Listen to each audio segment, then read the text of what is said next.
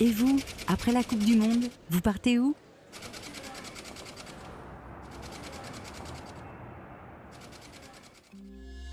XL Airways, l'avion plus malin.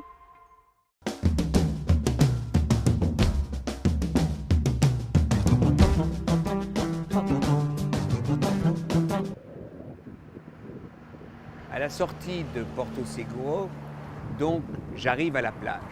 Et là, je découvre un terrain de volley.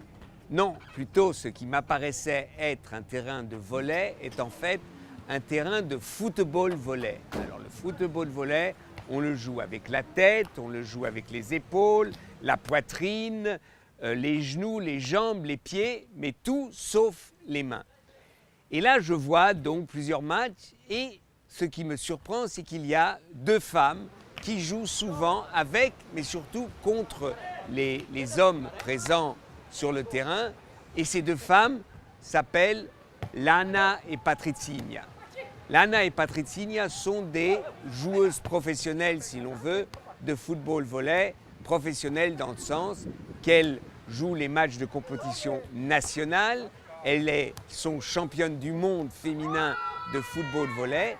Alors, c'est un peu compliqué pour les deux parce que Patricinha habite à Rio et Lana habite à Brasilia. Donc, pour s'entraîner ou pour perfectionner leur jeu collectif, car le football-volley est un jeu très collectif, eh bien, elles font ça par WhatsApp.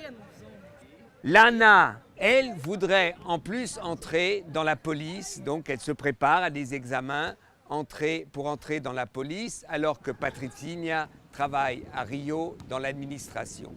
Les deux ont une conscience très très claire de leur identité féminine.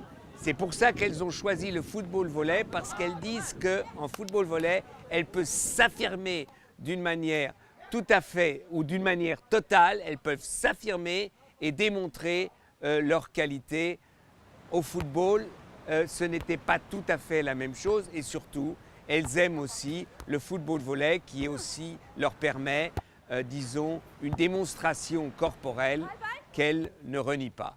Donc Lana et Patricia vont voyager un certain temps maintenant avec nous.